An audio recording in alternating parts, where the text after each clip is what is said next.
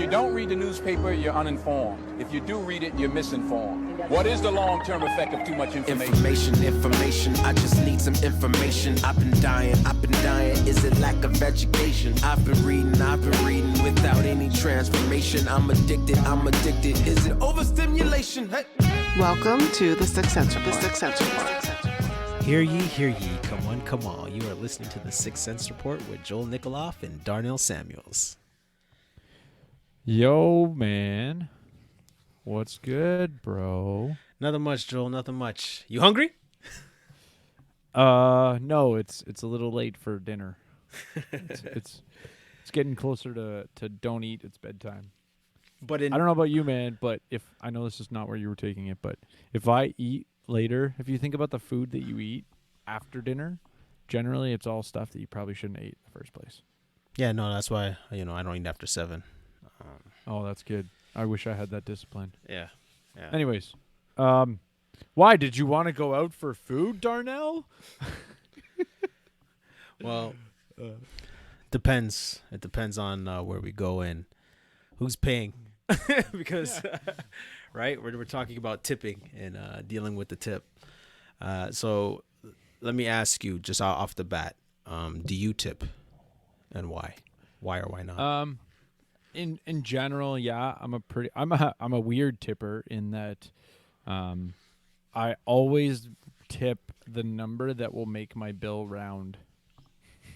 Okay, so if it's like 37, if it's like $37.63, I'll make it, roughly, 15% is kind of my rough number. So you take whatever the tax is, because we're in Ontario, and 13%.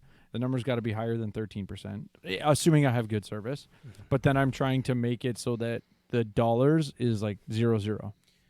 Okay. For me, I tip regularly, but I think I tip because I'm old now. I work. No, I work. I'm older now, but in my younger days, when I didn't tip, and it's funny because my girlfriend back in the day, not Tyra, but other young lady, she was a waitress. So when we would go out, I wouldn't tip, and she would give me a lecture about tipping and how, what if somebody didn't tip me, because I'm like, okay, well, because I don't want anybody not tipping her, then I'll tip. And then so I just got into the habit of it, and because I work and I don't really, as I've gotten old, I don't really think about I don't think about tipping because now I have more money because I'm older. But doing this study and doing this research on this report on tipping, it's definitely made me reconsider tipping. And hopefully by this episode, we can kind of start a movement and where we stop tipping unless it's necessary. Yeah, I definitely, found digging into this. I mean, for the listener, hopefully, some of them are like, why are we talking about tipping? But I think for the listener, what we're trying to convey is that, we've learned things while digging in here that maybe just make us rethink, is tipping achieving what my objective was? Right. Now, part of the background for why we're going to do episode. So I'm planning to go to Europe next month. Plan to go to England, and you do your research on going to the for when you go there, and they're talking about not tipping and their rules on tipping, and I was just like, oh, wait a minute. So wait, they don't expect tips, but we do. And so I was like, okay, let's kind of look into that. So I thought it'd be a pretty cool episode. And the National posted a really good article on tipping that was pretty thought-provoking. And it has a great headline. What's it? 100,000 a year waitress isn't a myth. Some hard truths about tipping in Canada. So for the listener, this is the direction we'll be going. We'll be talking about just tipping in other countries and what that looks like. Rethinking tipping and looking at a TED Talk by Bruce McAdams at the University of Guelph. and then we'll be talking about mandatory tipping in Canada, and then how tipping promotes discrimination. Dun dun dun. Let's save the best for last. The audience doesn't know, but you spent some time in Australia, and tell us about that and the tipping there. Yeah, I remember that was probably, well, technically. So I went after university, the summer of between university and let's say starting to work. I basically did a grad trip with a buddy of mine to Australia for 3 months. Basically had no money. It was, if they had checked my bank balance, I would have got my visa rejected, but they never checked it, so I didn't get rejected. Anyways, so I basically went on a working holiday, and so I got a really good exposure to just, both sides of it, right? Both working in another country, but also spending money in another country. So a country back then, I went to basically Brisbane, and then down the Gold Coast a bit, and then I also did a little bit of traveling around. Anyways, all that to say, I was working in Surfer's Paradise at a bar picking up glasses, and I was making, I want to say like $20 an hour there. Now, at that would have been Not counting tips? No, I was picking up glasses, so, and I was at a bar, so I mean maybe the norm in Australia is not to not tip, but it's you can tip. So tips are more of like a rarity, and you're showing appreciation as opposed to expected. What I found, my experience there, what was interesting was really just recognizing, the way we do things in Canada isn't the way it's done everywhere. Really, this was my first trip as an adult, across the world and experience everything, let's say, with my own level of responsibilities and my own budget. And so just taking all that in, it was, at least for me, most of our norms in Canada, you just presume they're the norms across the world. Mm-hmm. Mm-hmm. And I mean, as you're kind of digging into what's it going to be like in Europe, what do I need to prepare for? How much do I need to budget? You're kind of realizing, wait, I don't, this is not, this normality in Canada isn't the norm elsewhere. Yeah, no, totally. So like in England, they tell you to err on the side of modesty.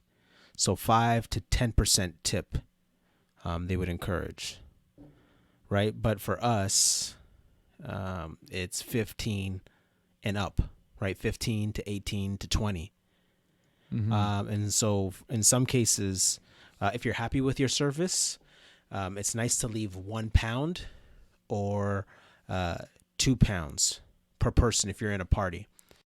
£1 is $1.72 Canadian, and 2 pounds is $3.43 Canadian.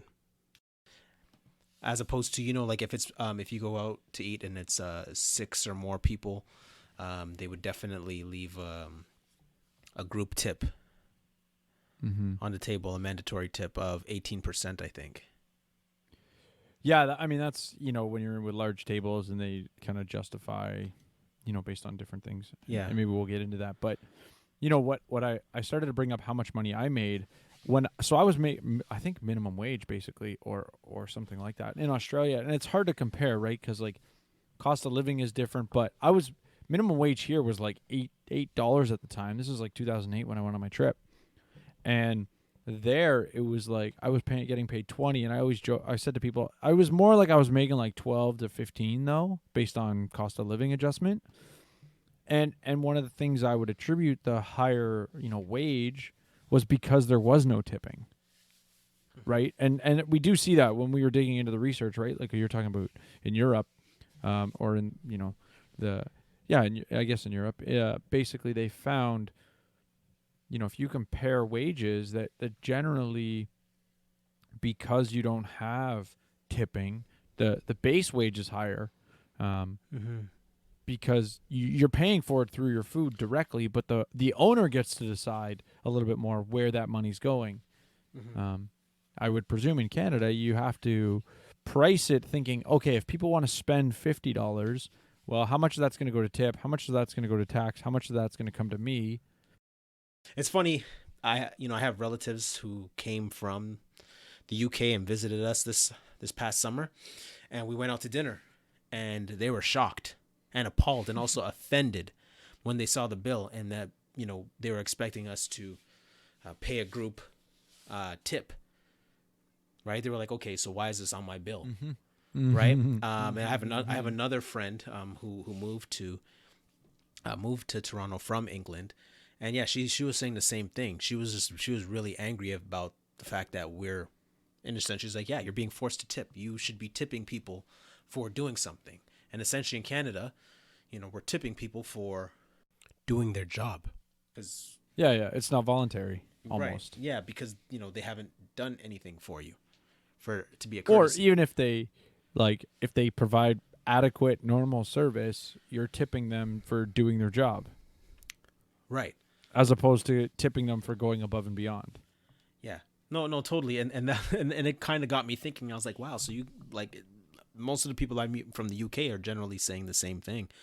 Now, we also, yeah. So in the TED Talk, he gives us a lot of good insights into the restaurant industry in Canada. Yeah, I think, you know, this guy being an experienced veteran, it sounds like a restaurantpreneur. Is that what they call it? I think there's a little pun there between restaurant and entrepreneur that does get thrown around. But anyways,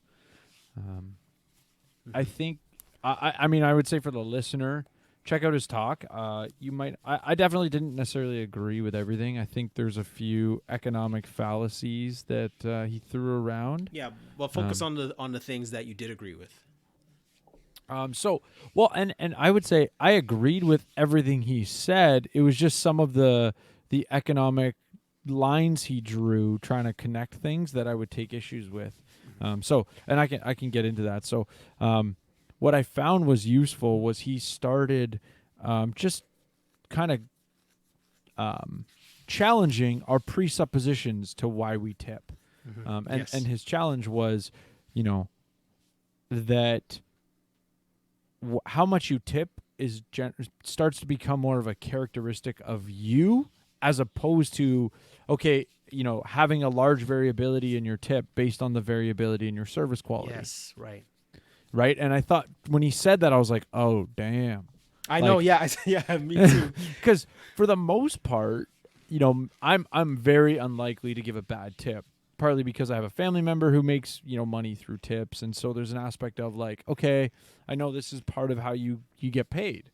Right. And so I gotta, you know, is it part of me's like, okay, maybe it wasn't really their fault. Maybe it's more of like the cook too long or blah, blah, blah, blah, blah.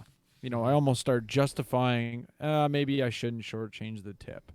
And his, you know, again, he just spoke about it in such a way to go, okay, yeah, you know what, you're probably right that like my objective from tipping, I don't actually do, which is to reward good service, to penalize bad service, and to tip accordingly. And the other thing that I thought that was really, really valuable was right after, I think, the worst sentence he made. or in that segment where he made the worst economic sentence.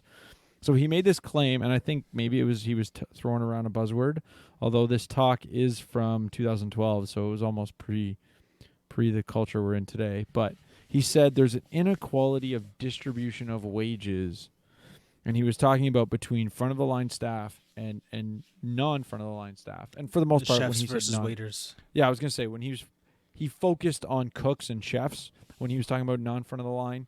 I don't think he would really make the same sort of claims towards like the guy in the dish pit, because for the most part they're just laborers.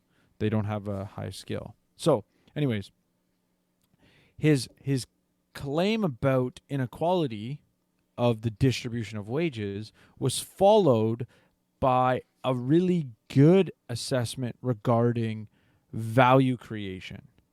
And that's why I'm like, so I'll reword the inequality statement when I'm done here, just talking about the value stuff. So he talked, I'll reword it in the way that I think he could have said it and properly expounded his actual point. So he talked about really the non-front of the chef being undervalued because he started looking at value creation for the customer. And he really said they're probably about equal between the cook's work and the work of the server. Both play a vital role in the value the customer receives. And so but he did identify that generally cooks make 2 to 3 times less than servers. Now, obviously, we're not talking about celebrity chefs. We're not talking about like prestigious restaurants. We're talking like Jack Astor's. Yeah, exactly. Your Moxie's, run of the Montana's, mill, middle Swiss class, Chalet. low class restaurant that's above fast food. Yes. So, yeah, I'm not sure where Swiss Chalet fits in there, but I hear you. That's for another episode. Go ahead. Yeah, that's the after church. Everybody goes to Swish. Anyways, like you said, another episode. Yeah. No, man, you got to order the whole chicken and cut it up. Anyways, so, anyways, the point is that he's identifying that servers make anywhere from $10 to $30 an hour in tips alone, which so he says $20 to $40 an hour.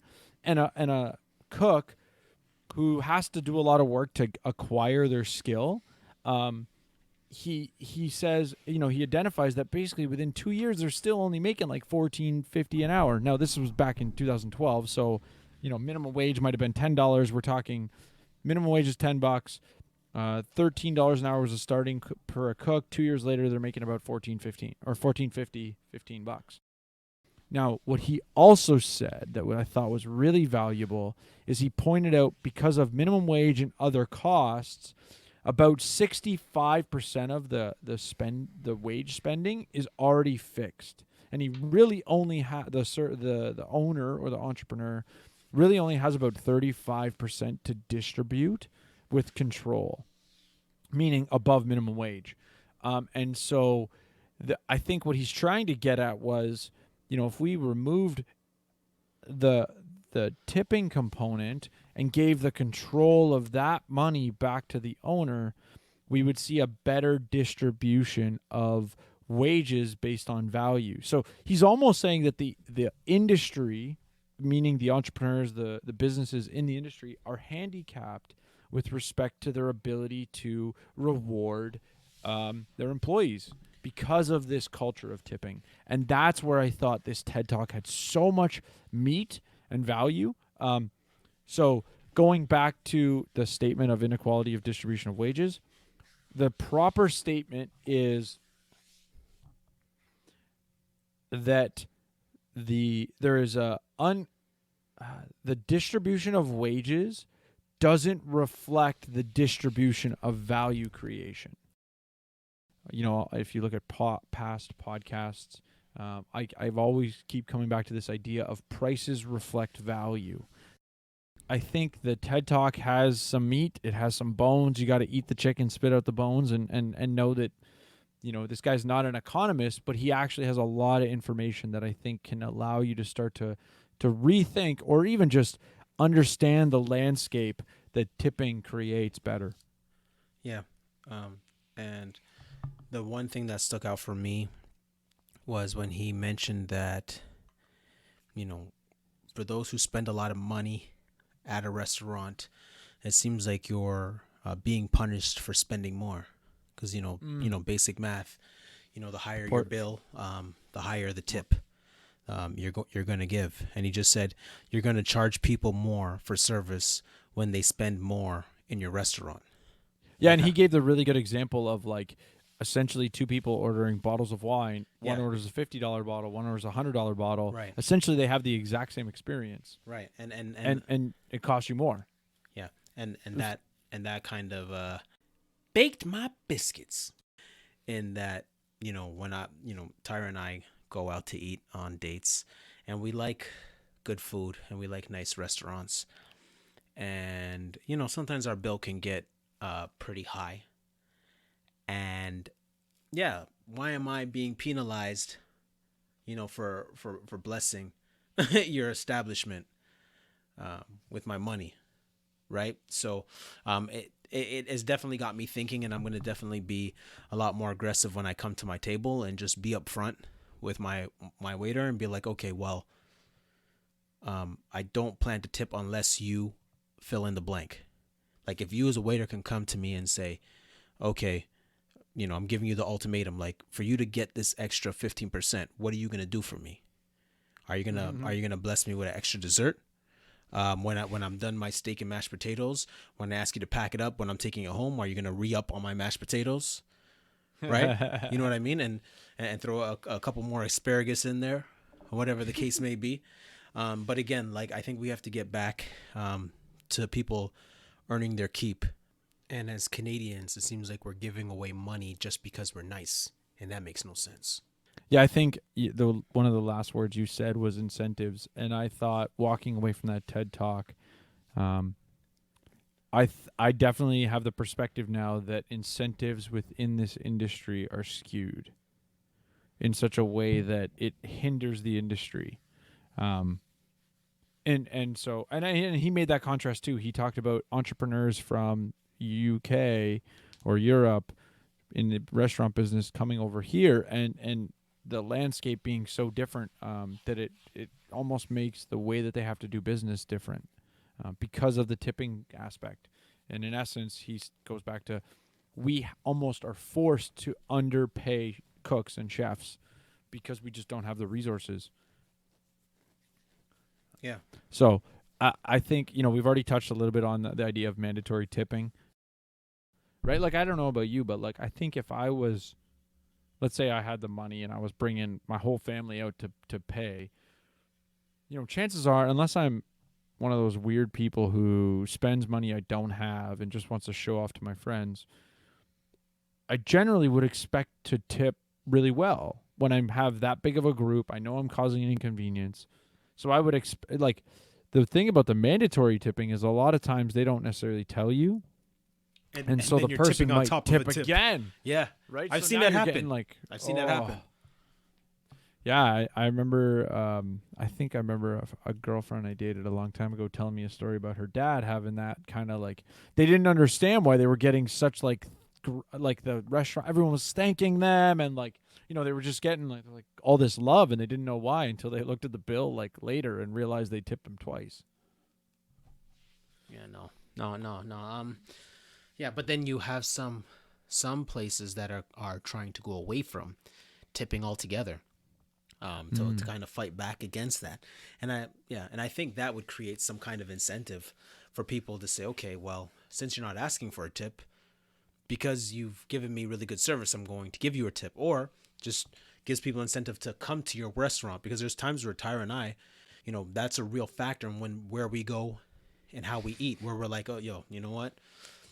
If we go you there, end up going for shawarma instead of a sit down. Yeah. So you're less likely to go to a sit down, and I hopefully, people will start doing that, where they'll start really thinking like, hey, wait a minute, I'm not up for giving an extra $10, $15 on my meal, when we could have used that to, buy a dessert on our way home from, wherever, some little coffee shop or something. Do you ever notice that like, some of the, let's call them in between a fast food and a sit down, there's one in mind in particular, I don't want to throw them under the bus, where as you're paying, there's even an option to tip and you're like, but you're not even serving me. But a lot of places are like that, yeah. Right? Like, and it seems like that's more common where that option to tip, I have to like intent those ones. I'm like, I have no love lost to be like, nope. Well, again, like, we like, even not just waitresses, but I think just looking at tipping in general. Like, I mean, I tip my barber, but now that I'm after this episode, I think I'm going to stop tipping my barber. Well, hopefully she's not listening. Just listen to the show. But I think I'm going to stop tipping her, because the only reason why I tip, well, part of it is out of guilt, but more so, when I leave the barbershop, I'm feeling like, I've been raised from the dead. I'm feeling, I went from dud to stud, right? From geek to chic. And so I give her a tip because I feel like I look great. But even then, technically, it's your job to make me look great. You know what I mean? Like, Yeah, like, see, I would say, though the scenario like that with respect to like, let's say a personalized service, right? So whether it's like, I don't know, I think of like massage, pedicure, getting your nails done, like yeah. all that kind of spectrum, hair, everything, right? Where you're having a personalized service. Generally speaking, unless you're dealing with the owner themselves, let's say whatever you paid that person, probably half of it goes to the establishment. Whereas if you If tip, they report it. well, no, but I mean, like, usually, the tip you give to them and you pay the rest to the, to the front cash is kind of, I mean, maybe that's not necessarily the way it happens, but the idea being, whatever that posted price is, potentially 50%, 60%, whatever the number is, will be going to the establishment. So to some extent, I kind of see like, okay, but I really like the service I got. I thought they went above and beyond, right? Like, I mean, I'm sure you can think of how many barbers where you're like, this sucked, Oh yeah. Oh, most definitely. right? And so now you're in a dilemma to be like, well, I'm not paying you at all. You can't really get away with that. Yeah, most definitely. They still did something. It's like, just think about like, whether they do that little bit of extra along your to line you up across the forehead or whatever it is, right? That like you can tell the difference between the guy who's just doing it to do it and the guy who's like, okay, I want to make you fresh. You know what I mean? So I don't know. I would challenge you to say, in those cases, I would argue you have a better justification for tipping than in a restaurant scenario. Yeah, no, most definitely. Because if that's the case, like, if it's I'm tipping you because you're getting my dinner, I can get my own damn dinner. You know what I mean? I'm like, hey, yo, Tony, man, put some extra gravy on that joint.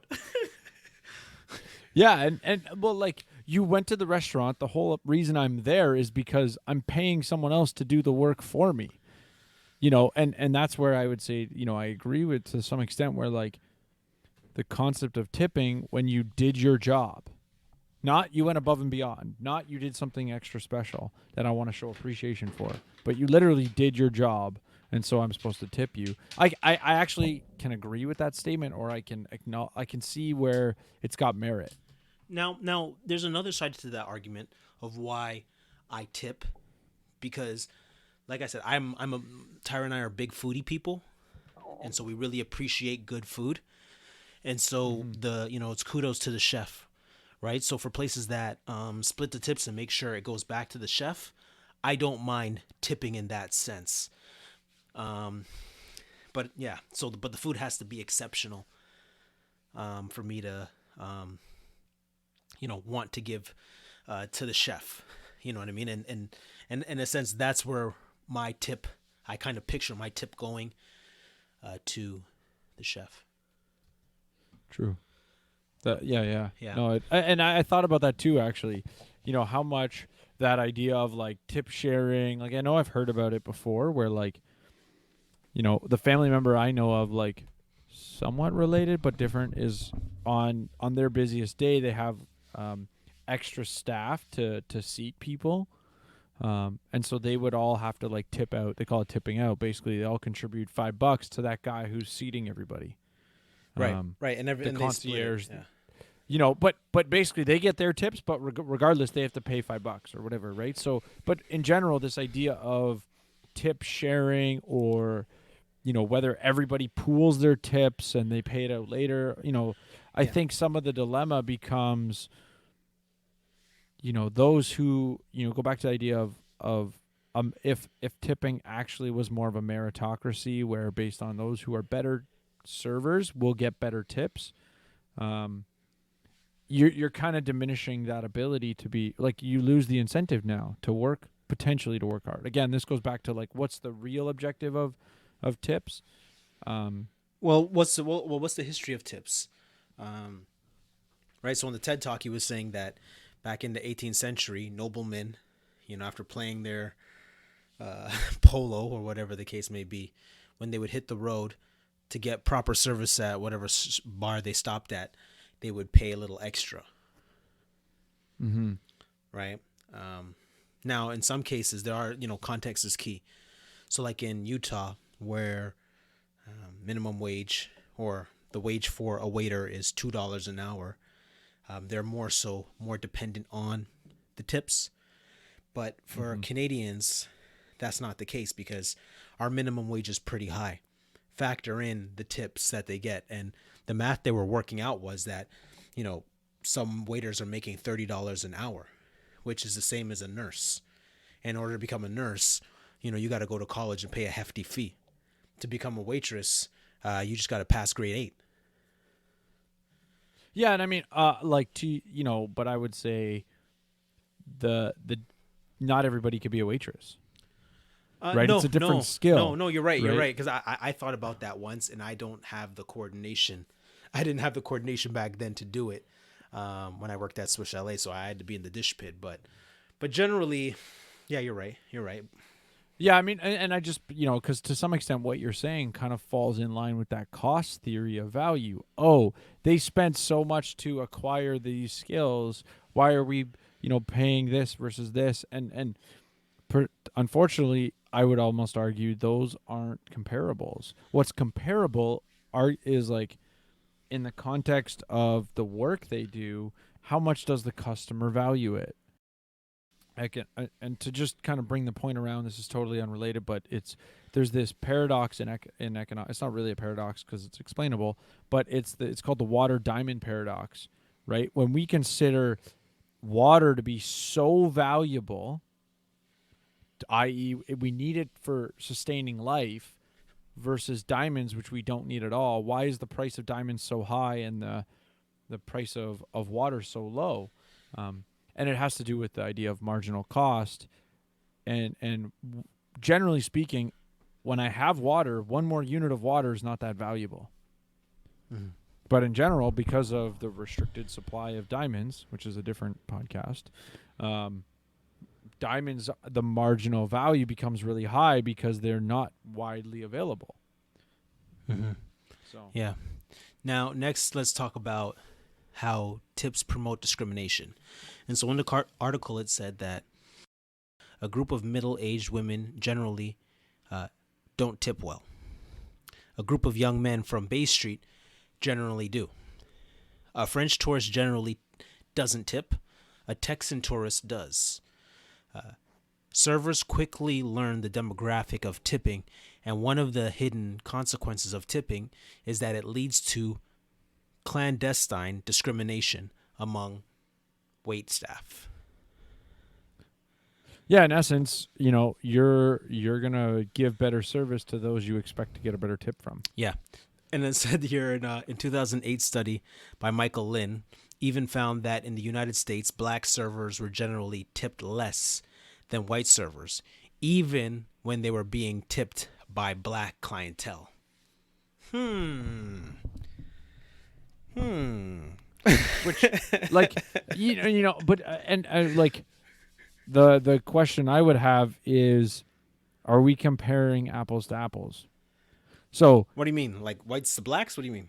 What are you talking about? No, like, quality of service, right? Like, I'm just, I'm purely like, hold on, wait, wait, hold on. Sorry, are you talking about in regards to the tipping or why black waiters don't get tipped as much as white?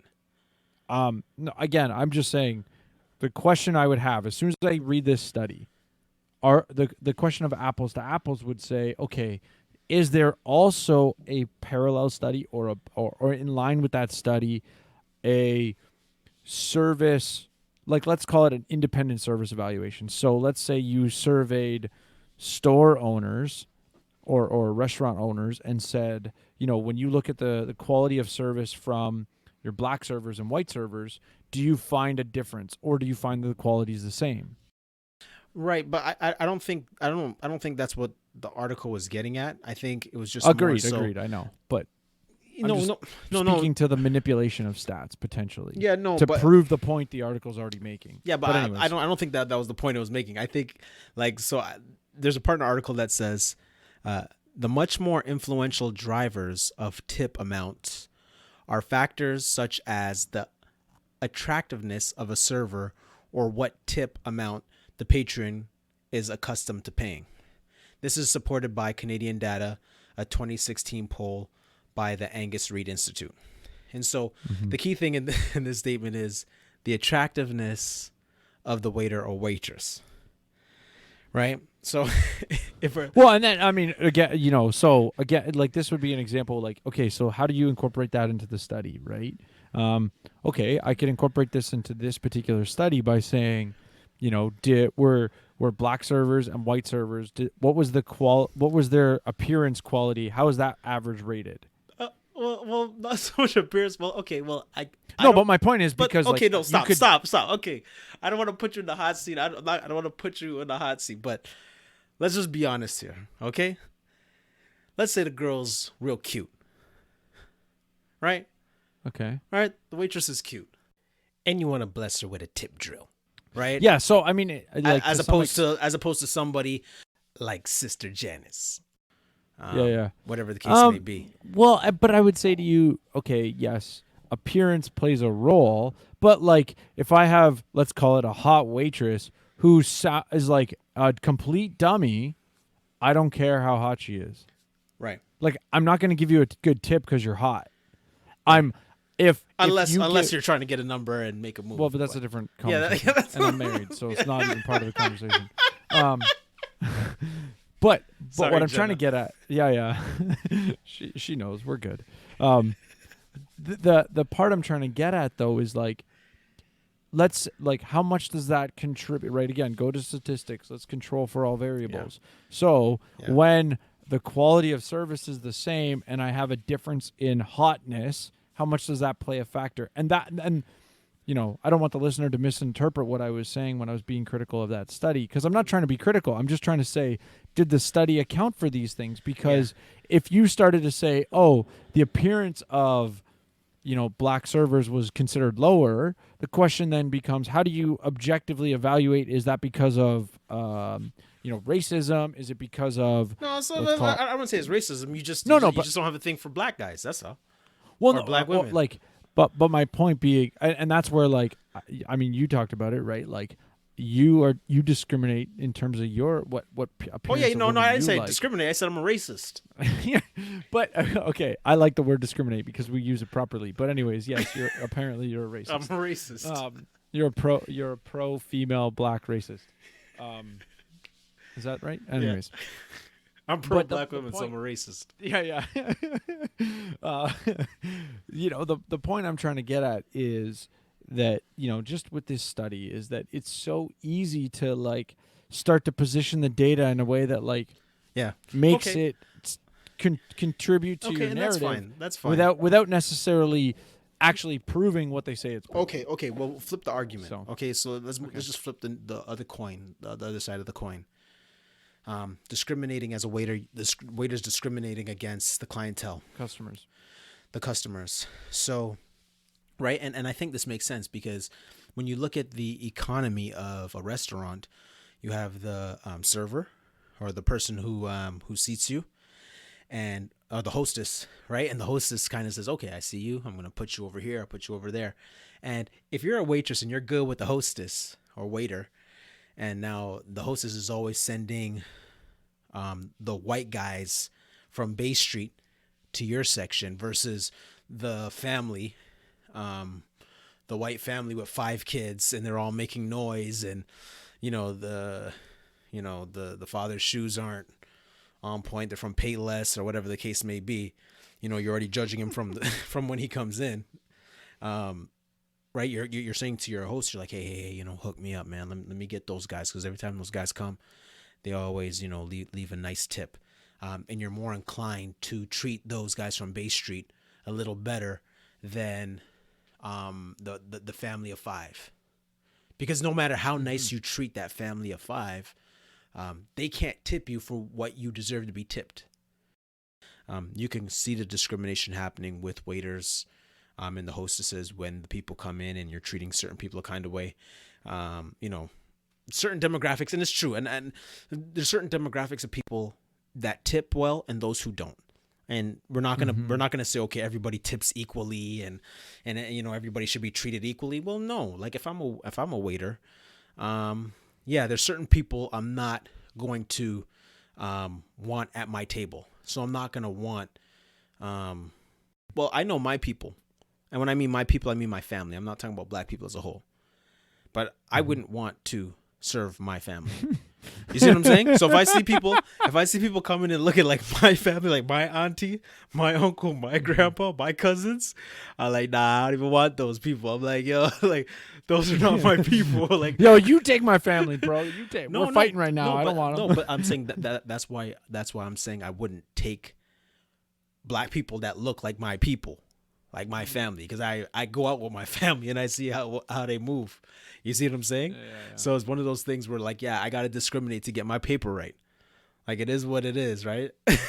Well, and you know, the one thing, this is a bit of a sidestep, right? Like I think there's also the like we haven't really given justice to like the pro tipping argument, because like I would say, you know, I know my aunt worked at a restaurant for a long time. She doesn't work there anymore, but you would have regulars who would ask to be at your table. Okay, so Joel, so what's your 2 cents? I think that my 2 cents on the whole tipping issue is that it's a complex problem that the restaurant industry, in essence, needs to solve, because, you know, as this guy lays out, there is a really good, or good is not the right word. There's a really big problem with the incentive structure and how it's skewed the industry in a way that really I would say chefs are the catalyst for success.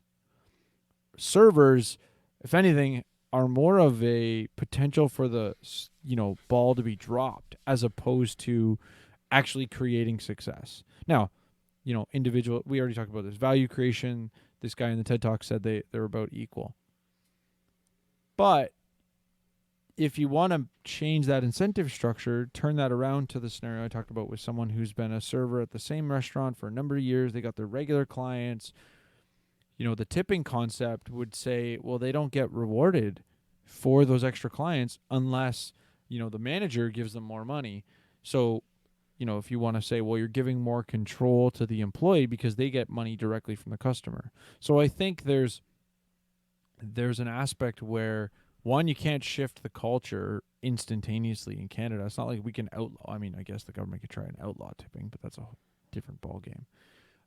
But all that's to say that there is an issue here, and to be honest, I don't see the solution. But I think if an entrepreneur can really understand the dilemma here and find a way to create a solution, they're gonna strive in Canada. Because they're going to be able to attract the best cooks, as well as, you know, keep good servers, while figuring out how do you solve this, let's call it, you know, value dispersion that doesn't equate to the wage dispersion. Mm-hmm. Now, what about you, Darnell? What's your 2 cents? What have you learned, or what do you think the audience really needs to take away from what we've learned here? Well, I think, well, if you're a restaurant owner, I think that getting rid of tips might be the right way to go, because it creates incentive for patrons to attend their institution and spend more, because they won't be penalized for that, and also gives your waiters incentive for good customer service, so that they're actually earning their tips and they can hang their hat on that. Because like I said, you know, for Tyra and I, it definitely plays a major factor in where we go to eat.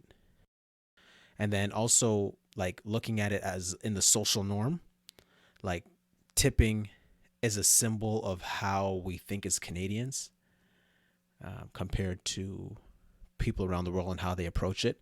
And I find it very fascinating, because it almost seems like, you know, we reward people for doing nothing.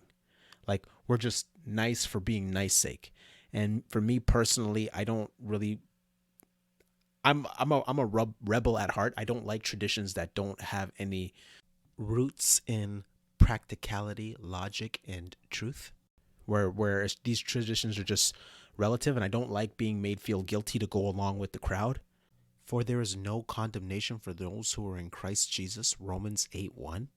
Come on, man. To not tip, it's not a sin. And now you're making me feel guilty. And that's happened where I think it's either I didn't tip or it was a little tip. It was in Montreal, which is known for their restaurants, and their food is really good. And the girl kind of like, told me off right then and there. She, I handed her the device and she looked at it and she's like, oh, well, when you come to Montreal, this is what you do. This is standard. This is how we do it. Disrespect me in front of my wife. You know what I mean? And, Tyra was just like, well, that wasn't appropriate on her end. And I say all that to say that, going forward, I'm definitely going to be challenging my waiters from now on and let them know, like, hey, look, I want to bless you. I want to give you 15, 18, 20. What are you going to do for me to give you that? Let me know. Because if you're not going to do anything, then, don't try to flex on me when I don't give you a tip. Right? And that's very important, that we're not doing things out of guilt. And that's a biblical thing. We're not just, being kind to people out of guilt, but we're doing it because we really want to bless them and we're really appreciative of their work. And I say all that to say that we shouldn't give out of guilt, but out of gratitude. Hence the term gratuity. That's my 2 cents. You said something really interesting about how you're going to approach things going forward, about, with your server. And what I like about what you're saying is you're communicating expectations, or you're having a conversation about expectations. And I think on an unrelated topic, but it's something that I think is prevalent in society, whether it's in a marriage, in a friendship, in a relationship. How many people get upset about unmet, uncommunicated expectations? And you're talking about communicating expectations, but as you're telling me this, I'm like sitting there like kind of awkward, like that's a really weird conversation to have, bro. Like going up to your waiter or waitress right before the meal starts and being like, okay, just so you know, here's how it is. They're going to be like, what's up with that guy? Well, he listens to the 6 Cents Report. That's what's up with him. So if you have, so we're going to start a movement here on the 6 Cents Report. We're going to start a hashtag. Right? No sip, no tip. And that basically means hook it up. Let me get a sample. Let me get a taste of something besides what I'm paying for. For the listeners, try it out. Try it out. And we'll do a follow-up episode. Try it out. Send us an email. Send us a voicemail. Let us know when you go to the restaurant. And off the bat, just say, hey, look, I want to bless you. All right? I want to bless you. I want to give you a tip. What do you have to do? What are you going to do for me to give you a tip? And put the ball in their court. So come on, 6 Centers. 2020, no more peer pressure tipping. Let's get more for our tips. Yeah, and let us know when it falls flat on its face, or if it goes successfully well. Yeah, no, but see, well. I'm what 6 Cents Report is doing is saving you that extra $15, $10, $5, $6, $8, right? For no reason. Right? No, you're the accountant. That stuff adds up. Yeah. Well, right? no, my point is when there's a reason, you spend it, but you're saving yourself when there is no reason. Yeah, definitely. Right. So 6 Cents Report is all about saving that 6 cents. Right? 6 cents makes change, bro. All right. So let us know. You can find us at 6centsreport@gmail.com. And you can hit us up on our Facebook, and you can find me on Twitter and on Instagram as Darnell, DOGUDDA_Darnell, and then Darnell Samuels on Facebook. And I'm T Joel N39 everywhere. Holla. 6 cents makes change, but not for your waiters.